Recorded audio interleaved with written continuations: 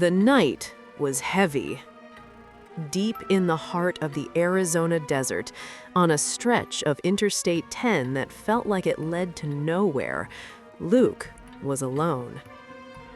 The low hum of his old Ford F-150 was the only thing keeping the silence at bay.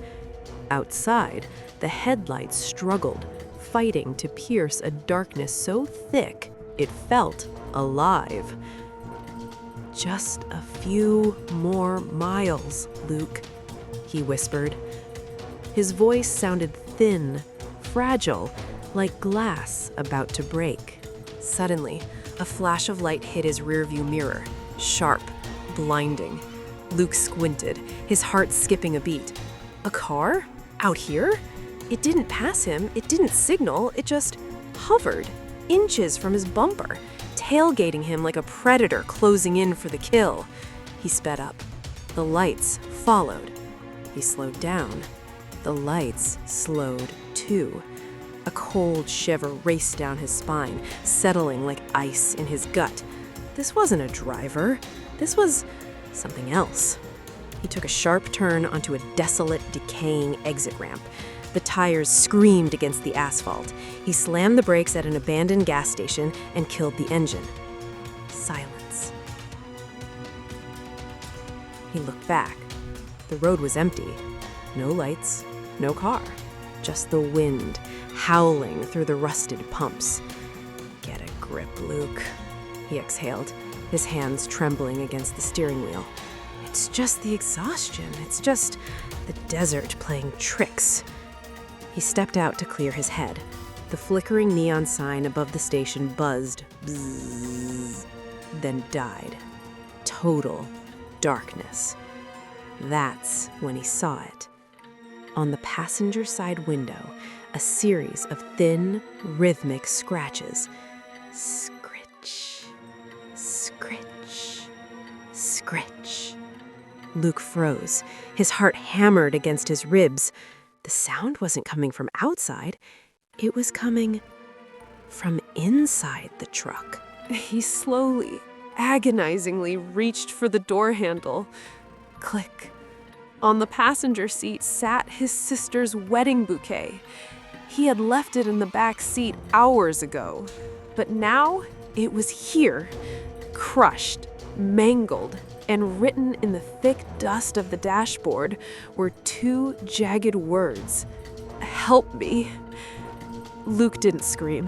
He couldn't. The air had turned to lead in his lungs. He grabbed his phone, but the screen flickered to life on its own. It showed a photo of him and his sister, but her face had been scratched out, leaving only black, hollow holes where her eyes should be. He ran. He didn't look back. He ran until his lungs burned, collapsing into the hot sand of the dunes. Then he felt it. A cold, heavy pressure on his left shoulder. He turned his head, millimeter by millimeter. There, sitting in the sand beside him, was a shadow. A pale, weeping hollow of a person. Its eyes were glowing embers of a deep, sorrowful red. It leaned in. Its breath smelled like old earth and forgotten graves. It whispered, a sound like dead leaves scraping on a tombstone. "You can't leave me behind yet." Luke's eyes snapped open. He was back in his truck. The engine was idling. The gas station light was still flickering. The sun was just a bruised purple line on the horizon. "A dream," he choked out, a sob of relief escaping his throat. "Just a nightmare." He reached for his seatbelt, but as the morning light hit his wrist, he stopped. There, etched into his skin, were 3 thin, red scratches, still stinging, still fresh. And from the empty passenger seat, a voice, soft as a secret, whispered one last time, "Drive Have you ever felt a presence in your car when you knew you were alone? Have you ever seen a pair of eyes in your rear-view mirror that didn't belong to a human? Tell me your stories in the comments below. I read every single one, even the ones that keep me awake at night. If you crave more stories that chill you to the bone, make sure to subscribe to Nightmare Fuel.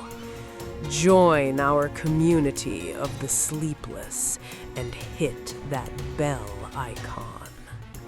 Stay safe out there, because here at Nightmare Fuel, the darkness is always watching.